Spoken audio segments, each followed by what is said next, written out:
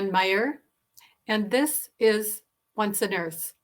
And in fact, we're calling it Once a Nurse, excuse me, Once a Nurse, the original. I'm not sure where that came from all of a sudden. So today we are talking about, nurses are terrible about self-care.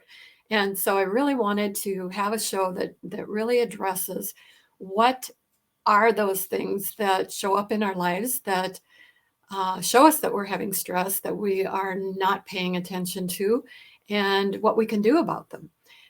So I have asked Heather Behr to come and join us, and she's a very young lady, but she has quite an amazing resume.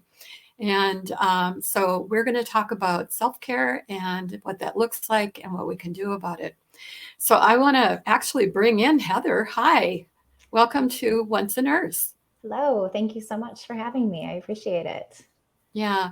One of the things that I always like to do is to have my guests tell a little story about yourself. How in the heck did you get into this field? And, where did you start? And what were the quick change points along the way? Yeah, so it's a lot. I've been through quite a bit Oh, actually, but to try to make it as quick as possible. So I started out in healthcare actually. I started, right when I was 19 and trying to figure out a job. I was a, I was a receptionist at a doctor's office, and kind of slowly worked my way up the ladder, became a manager and surgical coordinator, and realized I was working 6 days a week. It was we were open Monday through Saturday, and I was hourly, and Sunday was really my only day off, and kind of crammed everything I needed to do in Sundays. And it was really also interesting because I realized that as much as I did, a lot of the work that I did wasn't appreciated or even respected. It was kind of either whatever the doctor had to say. And so I was like, you know what, I'm going to go be a doctor. I can be a doctor. So, sure. so I Great. left and I said, I'm going to go. I had to go get a second bachelor's degree because I didn't have a science backed degree. So I had to get a second bachelor's degree so that I could go apply to medical school. But then in the meantime, I realized, you know what, I don't know that I want to do this. So went on and got a master's degree in biomedicine, which was kind of, my in between, I don't know what I want to do with myself stage.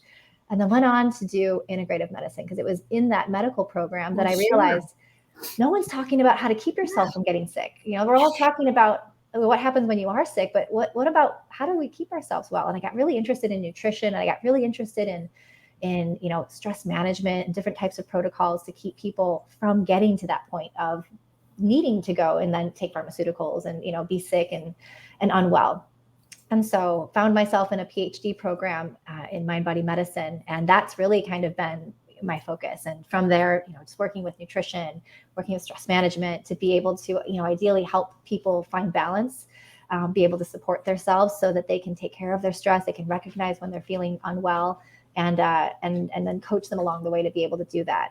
And so in doing that, that was kind of where I ended up finding research, and I worked for companies doing research and kind of started my own little company, and this is kind of where I've been, along the way. So I kind of describe that as you're going along, all of a sudden, clunk. You feel like you get planted somewhere. It's like, this is what I've been looking for. Yeah, it really was. And it took a while. It really did. It wasn't like I knew exactly what I wanted to do. It really was very clunky, kind of figuring out what I wanted to do along the way. How does it work? This is my passion, but how do I help other people? How do I get this in the hands of other people? And Yeah. it is interesting because research, you wouldn't think that research can really help people too much, but that really was kind of a big piece of it, was trying to figure out what works, how does it work, what modalities are the best way of doing things, and how do we take So that and then make it was portable. that very kind of strict research, or were you also working somehow in the field and utilizing that information? Like you were Yeah. at the same time you were researching, were you getting it out to people? And how did you do that? Yeah. So initially it was, my initial research was really just for myself to be able to support my dissertation. It was all on self-care and, trying to identify, what self-care could do from in terms of people that had higher levels of self-care, what are their health outcomes. But that landed me a job at Noom actually, which was really great. Aha.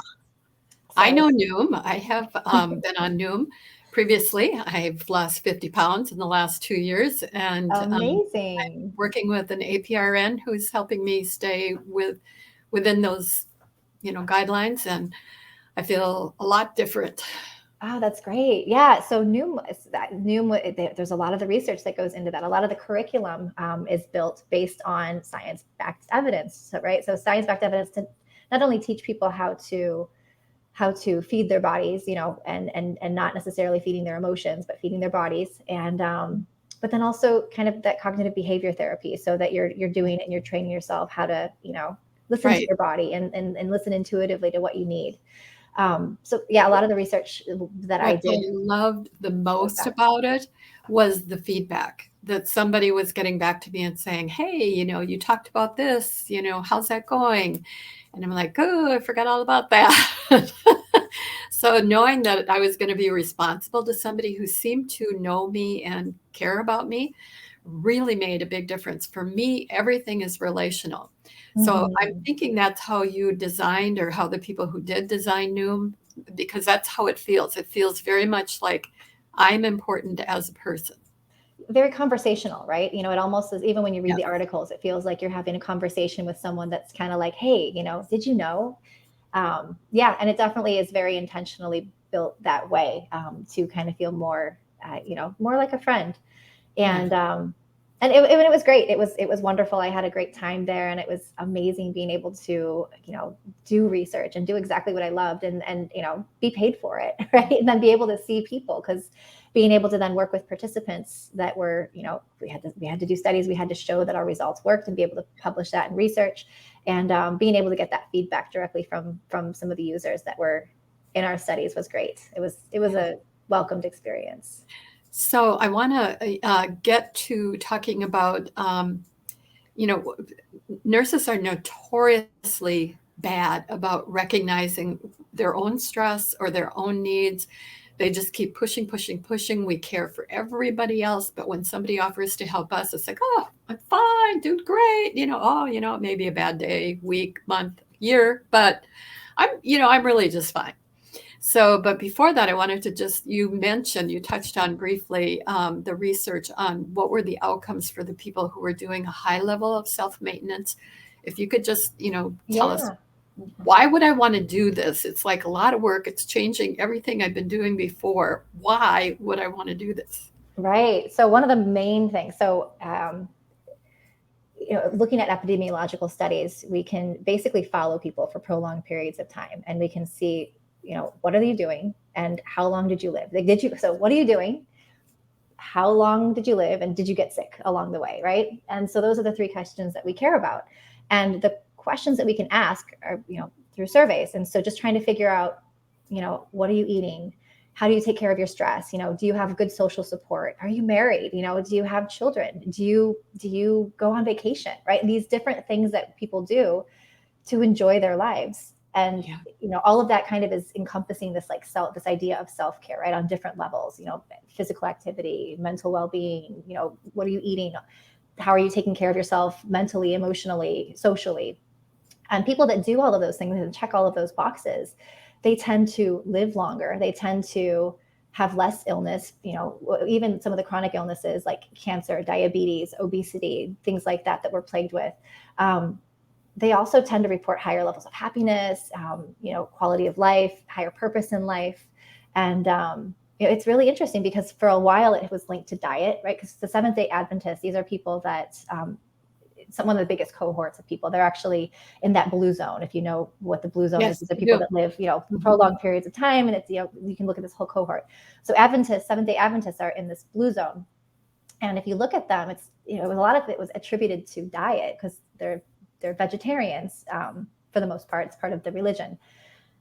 But also all the other things that they're doing, all of the other self-care types of activities, managing their stress. They have a great social support. They have, different things that they do and don't do depending on, just the structure of their whole religion, basically. And so when you break all of that down, it really is more about self-care than anything. And these are some of the people that are living the longest in our world. Yeah. So, one of the things I keep hearing, especially lately, is that where our minds go is where our bodies go. That's probably that mind body sense. Um, and I didn't think that was true when I was being a very negative, critical, snarky person prior to, well, I started practicing Buddhism. And it was through that I began to realize, we create where we are, and that everyone has the ability to create their own happiness, but it doesn't just come and land on your head. The bird of happiness doesn't come. It's like you make decisions all day long, every day, throughout the day, and then what you think, what you say, what you do, those are the things that come back and show you in your environment if you are going in the right direction. Mm-hmm. So, what are some of those things that we don't recognize um, really makes us unhealthy? So you're saying some of these things, going on vacation, being active, being maybe outdoors, some of those different things that people have done, and you found that that helped them live longer. What are those things that we do that take us in a different direction that we may not recognize? We just say, oh, the world out there is the problem. When they change, I'll be fine. Yeah. So it's interesting. So cynicism, hostility, anger, all of Yes. those different things, those are all those negative emotions. And actually, there's different questionnaires to be able to ask people to then rate their level of cynicism, hostility, anger, things like that. And, directly tied to, all kinds of different health outcomes, from, lower quality of life to shorter lifespan to increased risk of disease and things like that. So having that perspective, so it's not, so Pema Chodron has this teaching where she says, it's things aren't happening to me, they're just happening. And I think being able to get into that mindset of, it's not just happening to me, this is just happening. And I can choose how I react to it, because that whole explosive reaction, I mean, that's very, it doesn't allow you to be able to analyze a situation and do something about it, right? It just kind of allows you to react. And that gets our stress levels up, right? And so, we know when we're all angry and we can feel our heart beating and we get our hands get flustered and our face gets flustered. Those are going to be a lot more obvious. We know that that's happening. Most of the time, though, we don't even realize this is happening to us, right? I think, going back to nurses, they, cold hands, warm heart, right? Isn't that what so many people say, right? Cold hands, warm heart. And so why are our hands, why would the hands be cold? Well, what are nurses doing on a regular basis when they're, going and checking on their patients? They're more concerned about the patient, right? They're not concerned about themselves. They're going from room to room to room. They're concerned. They're internalizing all of the things that are going on. So their stress response is really, really high. And what happens is fight or flight is on, right? So they're in fight or flight because they're so emotionally stressed that all of the blood is starting to come into the internal sides because their body is stressed. And so the blood is being taken from their hands. Their hands are cold. And that's an external symptom of Never it. thought of Don't that, even but think you're about right. it, right? And time stressed. When I'm in this room, I feel like I should be in that room, or I should be doing meds, or I should be should all the way along. So it's very hard to be present with the person Mm-hmm. you're with at that moment. Yeah, I would imagine, right? Being able to stop and take a minute to just Yeah. breathe, to just be, right?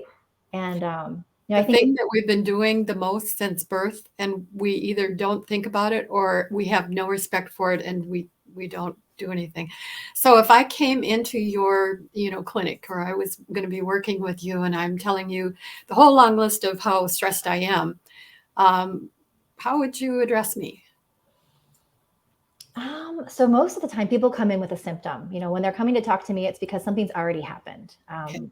Let's say, for example, even young children. I was talking to the mother of a 7-year-old who had debilitating stomach pains. She had been diagnosed with IBS, EPI. This is what they possibly thought. She just couldn't process food anymore, so she's taking all of these different medications and supplements to be able to try to process her food, thinking that her pancreas was just shot.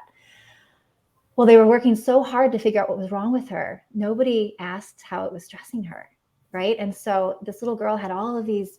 She was so sick. All these foods are making her so sick. And so really what it came down to, as I started to talk with her and ask her questions about her food, I could see she was getting really anxious and nervous, just telling me what she could and couldn't eat. And, her mother, she's kind of feeding off of that. And so what it really came down to was that all of this had created such stress and, emotion around eating that she was making it that much harder to even process it. Because of course, you got that fight or flight response yet again, right? How is she going to be able to digest her food that she's eating when she's paranoid, petrified that it's going to cause these debilitating stomach pains every time she eats? Yeah. And so we, took a step back, and it's really kind of letting people tell their stories, Yes. and then being able to kind of see, from that broader perspective, right? Like, kind of getting out of that box, because, looking at it from like an observational point of view of like, things aren't happening to me, they're just happening, and let's find out why, right? And it came down to being able to just slow down. So we did a 5-finger breathing exercise. So she learned she breathed, in, out, in, out. She had to do that before she ate, anytime before she ate, even a snack. And it helped more than any of the medicine that she was taking, which her mother found incredible. And I think it was just basically tapping into that stress response. It was behavioral. Mm-hmm. And I think as parents, so many times parents feel like, okay, oh, she's got a stomach pain, I have to do something. And so we start getting into that doing thing, and Mm-hmm. we don't even realize that we are giving that stress to them. It's like, oh, something's wrong. Mom's really upset. Oh, and so the Yeah. kid starts to play out what mom's saying, and it just becomes a vicious circle. I was thinking, you were talking about things just happen, they don't happen to me. And one of the things that has bugged me forever is when people will say, oh, shit happens. And it's sort of this feeling of, oh, this just happens in the world. And so I'm free, nothing to do with me, nothing I need to change or do. And from my Buddhist background, it's our environment is showing us what we need to learn. And so Mm-hmm. I often will think in terms of, okay, you're walking down a woodland lane and you come upon a pile of shit. And do you just say, oh, yeah, that just happened? It just occurred there. The first thing is, oh, what kind of an animal was here? Is that something I need to be afraid of? Should I be looking around a little bit more? And, those are the natural common sense things we do. But when Mm-hmm. something happens in our life, we either say, what did I do wrong? What did somebody else do wrong to me? Um, Right. you know, this should not be, I should have a perfect life. This should not be happening to me. How do you respond? I have to think you've heard things like that before. Yeah, well, and that's the thing. And being able to have a curiosity, like, you've got to have a certain sense of awareness, I think, in order to be curious. And in order to even have that sense of awareness, there's got to be some sort of mind body skills, that are going on there, right? Some sort of mindfulness has been kind of cultivated. Because I think without any of that learning, without any of that curiosity, there's no growth, right? There's not any way to be able to do it. And so to think, actually, can you, so go back to what you had just said before. There was I lost my train of thought, but It happens or what? yeah. So it happens. And then you said something else after that, the idea of being kind of pessimistic almost. Yeah, well, you come upon this pile of shit, and people tend to just say, it just happened, shit happens, it just comes, there's, nothing you can do about it or whatever. But really, in a real situation, you tend to have the curiosity coming up of what is that animal? What Right. brought this here? Is that animal around me somewhere? Should I be paying more attention and watching out a little bit more? Yeah. And I'm trying to think. I had something to say and I completely forgot. I'm sorry. Sorry. I lost that train of thought. The idea though of like, bad things happen to me and I, can't seem to get past it. But, being able to kind of take a look at the bigger picture, being able to see like, okay, so what am I doing? What am I doing? How am I growing? What can I learn from this? Because one of the things that drives me crazy when people are like, what is that thing that people say, like, you can find the good in everything, right? Oh, what's the good in it? It's like, no, there's not. Yes. There's not. Of course there's Yeah. not. Sometimes things are really just bad. Sometimes you just stepped in that shit. That's, and what, the idea is, what are you going to learn from it? What are you going to learn about yourself? Right. Like, I think those are all opportunities for growth. And if we can't get to that, it's being able to get to that space. That's all part of self-awareness, self-care, mindfulness, right? Those are things that take time to cultivate, though, because that's not it's not the way that we go. We're very focused on me, right? That's what I was going to say. So we get so focused on me, and I must have done something. And what is it? The room is somber. Oh, I just walked in the room. People don't like me. What's going on? Or everything's happy, and oh, it must be me. I'm so funny, right? Like, but maybe not. Maybe you Or need to. were they laughing at me? Yeah, or were they laughing at me? What did I do? Right. But being able to take yourself out of that situation, and it's next level, right? And that's. I finally got to the point where I had to say, I don't spend a lot of time thinking about what other people are thinking.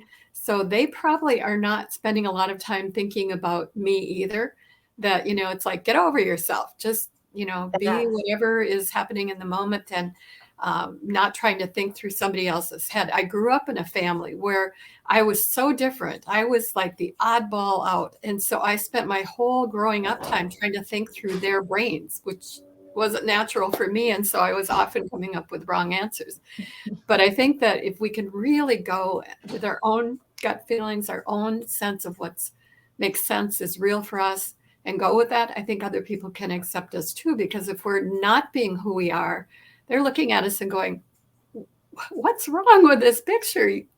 What you're saying and doing doesn't fit with what I'm getting from you. Yeah. Yeah. That whole idea, leading by example, that's been one of my big things. It's like a core value of mine, and something that's really difficult to do. But, I Yeah. think kind of at the pillar of things, it's the cornerstone of wellness and well-being, I think. I want to get to kind of what you've been doing now. And then also, we are asking you to come and speak with nurses at our conference, Power Up Nursing, in Orlando in June 22nd through the 24th, which I cannot wait. The more I've been talking to people who are going to be there and speaking, I'm getting more and more excited about it. But part of what you've been doing recently is corporate wellness.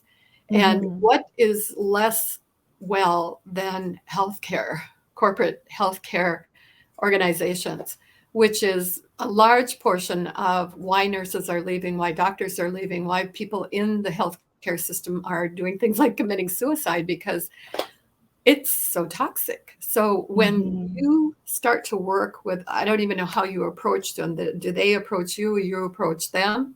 And then where do you go from there? Yeah. So it was, it's kind of one of those things that just kind of we found each other. I had seen I was kind of, I'd stepped away from Noom, needed a break from that. It was still just a lot that I needed to kind of take a break from, and said, what, I want to do more of my own private practice kind of stuff, and was doing that. And I was like, I want to make a bigger, I really want to be able to make a bigger impact kind of in the world. And, you can only do so much with private practice, right? And so I was looking for an outlet, again, kind of like Noom, but to be able to be more heard, so research was very behind the scenes. I kind of wanted to be more in front, making a bigger impact. And so I found this opportunity at Waliba. They, Yeah. And say what that is, because I had not heard of this until I found out about you. Yeah, so Waliba is work-life balance. It's just kind of a condensed form of that work-life balance that we all, kind of aspire for. And of course, it's really an idea, right? The idea of work-life balance, being able to be the goal, the gold star, the gold standard, almost like an unachievable kind of thing, right? But there's amazing content, and they are, slowly kind of developing into more and more and more of the stuff that I really wanted to do, and of course, self-care. So when I was working with clients, I had them fill out this self-care kind of questionnaire just to kind of see where they were strong and where they were weak. And it's something that they thought was really great, something that they were already doing as well. And so brought me in to kind of lead that development of their well-being assessment, so to speak. And so kind of built that out. Now we're building content to help people really make and sharpen those self-care skills, kind of bring awareness to what it is that they're lacking, and, kind of go from there. But it's been great because I get to be, writing and creating the content. I'm doing workshops and actually talking with people kind of as a coach. And it's been amazing. It's been really nice to be able to be kind of in front of people and being able to talk with them instead of behind the scenes in research. There's something about that relationship. And my personality is like 95% about relationship. And it always growing up was amazing to me that to many people it was like, why would I want to have a relationship, with just about anybody? So, but healthcare is so relational. So I'm thinking that you probably went into this with certain expectations or thoughts about what was going to happen in these corporate settings. What have been the ahas for you? What have been the things that you didn't expect? Well, it's interesting. The lack of support from C-suite has been really interesting. Being able to kind of go in and talk with clients as, that the health expert that they can kind of talk on and talk with and touch, on any of the questions that they have. And getting feedback like, oh, well, you guys are going to be offering workshops, wellness workshops for our employees. Is it going to be during work time? How much time are they going to be missing from work? And it's like, are you kidding? They're 30-minute workshops. And here's the pile of research to show the 6-to-1, ROI on being able to, invest in your employees and their wellness. And it's like, yeah, so it can be anger inducing, to be very honest. Just like, Yes. take care of your people. Yeah. But not Yeah, always. it seems like common sense, but apparently there's not a lot of common sense in really large corporations many times. I think maybe the distance from the front line to the upper levels is so far Mm-hmm. that there isn't really a connection between what that work and stress is like as opposed to what it is if they're not stressed. Right. Yeah. And, and that's kind of where I'm really hoping to be able to spend some time in the near future is being able to actually, work with upper level management and kind of go through the wellness workshops and things like that with them. Emotional intelligence is one of those things that is so important. And, through and through in the research shows, the higher the emotional intelligence, the higher level of leadership. It's just, hand in hand, of course, the more leadership, the more buy-in for wellness, and the more, the happier your employees, and then you're creating leaders. And it's just like this snowball effect of It's the good. wonderful circle. Instead of the vicious circle, it's the amazing circle. And we know too that employees don't leave companies, they leave managers. So who Mhm. is that person they're interacting with is going to have the most impact on what their perception of what their corporation is going to be. Well, it's based on what I'm seeing, what I'm experiencing. So Right. so why is this? Because this research is not new, right? I mean, some of it is, but a lot of it goes back. I mean, I am an old person. I've been a nurse for 50 years. So some of that was being done when I was in some of my earlier stages. Why is it such a big surprise to particularly leadership that this makes sense, this works, this can make your organization better, it can attract people to you? Why is that so hard to get?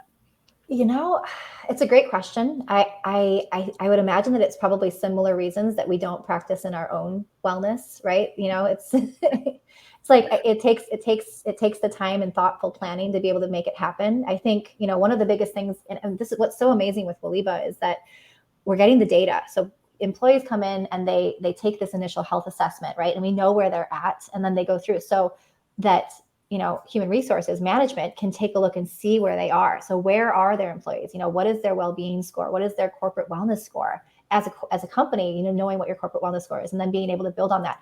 A lot of companies have this data, right? They do all of these engagement surveys and they look at all of this stuff, and then they have no idea what to do with the data. It's like, yay, we have really horrible scores. Everybody's sick. Now what do we do with it? So it's, Yeah. and so just kind of not knowing how to, what to do. It's kind of like, I think a lot of places end up with that problem.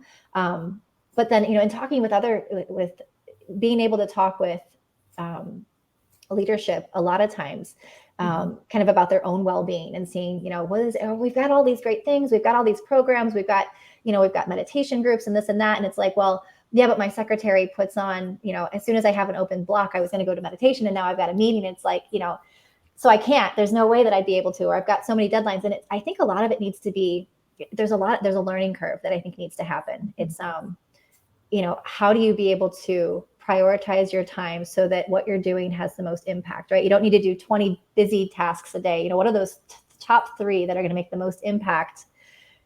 Do those so that then you can prioritize another few for yourself. It just occurred to me that what you were talking about with the mother and the child with the irritable bowel syndrome, it's the same thing with the leaders, whether it's your immediate leader or, all the way up to the very top of the organization, or maybe even the people who own the organization that you never see. It's the same thing. Is you're saying this is a priority and I should take this priority, but you would never go or do that. You would never make it a priority. Maybe I better not be seen there because somebody's going to think I'm shirking, or, that this is, not really what needs to happen. I want to move just for a few minutes here. What do you want to share with nurses when you meet with us on June 22nd? Yeah, so I am looking forward to sharing just some quick tips, mind body tips, mind body skills. I'm really hoping to be able to share some skills so that you can take those with you into your workplace. That's my goal. So I want nurses to be able to say, I've got this. I can do it. I'm recognizing when I'm feeling this. I know what to do. I'm going to, take the time and do something, even if it's a quick breathing, 5-minute breathing kind of meditation or something like that. That's my goal. I want to be able to give nurses tools. It's one of those things, and I've done it too when I was a nurse, where people would say, take, a 5-minute breathing break. I don't have time to take a 5-minute. Right. And then 2 years ago, I was starting my Nurses Transforming Healthcare group. And we had a young nurse, 30-year-old, that had just been doing travel nursing through COVID. So this would have been in 2021. She had done it for a year. She had gotten really burned out.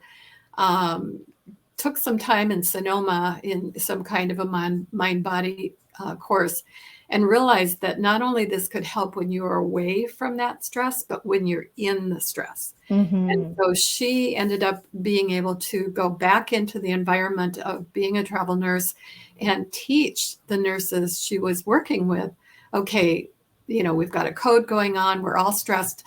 Let's all breathe together. I mean, obviously, we're going to keep going forward with what we need to do. We're not going to wait 5 minutes to start working on the patient, but to just recognize that how we're breathing, how we're standing, how we're holding ourselves, and the effect of someone in the room being very calm will have a very definite impact on the other people in the room. It's kind of like, you fold your arms, pretty soon everybody in the room's got their arms folded. So true. If you're that person who relaxes, pretty soon everyone else is, taking a breath and feeling a little more relaxed. And that was pretty tough. That was probably as tough as it could be when you're in COVID, working in an ICU or in ER, and everything is so stressed. So to have somebody say, here's some 5 simple things you can do to help you be more effective in those situations and to feel better. It's like, right, you have no idea what you're talking about. So how would you address those kinds of input from nurses particularly? Yeah, probably anecdotally, telling stories. You can only tell so much with facts, right? And then, anecdotally, I think is going to be that much better. And so trying to think through, gosh, even a story of my own. So so one of the reasons that I had to step away was just stress. I had to step away from my research job because I was so stressed. And here I am, I've got a PhD in mind body medicine. I'm like the wellness guru, right? And I let my stress get the best of me. It started with just fatigue and weight gain and, just overall, just, irritable. I was not very nice to my family. And, it kind of built and built and built to the point that, now my cholesterol is crazy high. I need to go on statins. What is going on? My whole body was kind of collapsing. And the drop of water that kind of flowed my cup, so to speak, was getting lockjaw. I literally had lockjaw after everything was all said and done. And so, I was trying to meet the deadlines. I was trying to be that person. I was trying to climb that corporate ladder and, be the person that was going to be, on track for promotion and do all the things that needed to be done, and put my health kind of to the side. And that's what happened. And then at that point I was no good to anybody. At that point I wasn't even performing my job to the top of my capabilities. I wasn't there for my family. I needed to, really invest that much more time in myself because I was broken. So back up a little bit, Heather. So what was the first thing you actually became aware of that you were doing or that you were experiencing that you said, wait a minute, something's wrong with this picture? It took a long, I was so in it, that it took some time. It wasn't until, I started having sleeping problems. I think that was the first thing that I started to notice was, all of a sudden I slept so well, and all of a sudden I can't fall asleep, and I'm waking up in the middle of the night, almost every night, which of course, made things that much worse.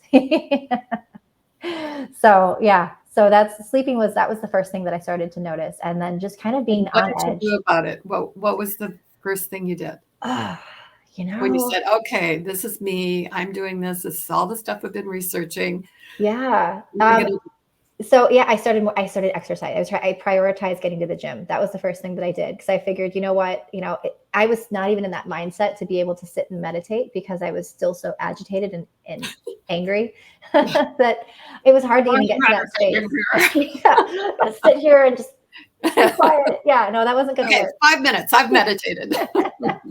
So getting to the gym, that was really helpful for me. And, I was gaining weight. So that helped, kind of make me feel a little bit better about that.